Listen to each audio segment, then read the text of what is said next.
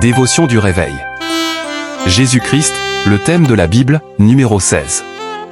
Moïse fit un serpent d'airain, et le plaça sur une perche, et quiconque avait été mordu par un serpent, et regardait le serpent d'airain, conservait la vie. Nombre 21 verset 9. Nous continuons de voir Jésus dans chaque livre de la Bible. Et il est évident que nous ne pouvons pas finir cet exercice. Mais au moins, il est déjà bon de contempler la sagesse infinie de Dieu.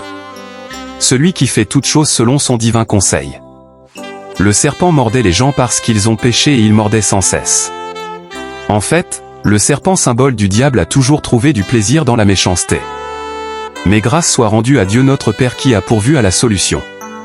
À l'époque de Moïse, c'était une solution symbolique, une ombre de la délivrance à venir.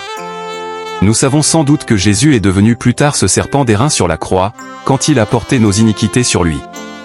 Il a accompli cette mission en réalité, des milliers d'années après ce que nous avons vu dans le désert. Aujourd'hui, pour être sauvés ou guéris, nous ne regardons plus le serpent d'airain, mais Jésus crucifié pour nous. Ce Jésus qui a siphonné dans son propre être tout le venin de notre nature coupable. Quelle grande délivrance pour tous ceux qui croient en lui. Prions, Père, je te bénis pour ta sagesse infinie qui a préfiguré Jésus comme le serpent d'airain.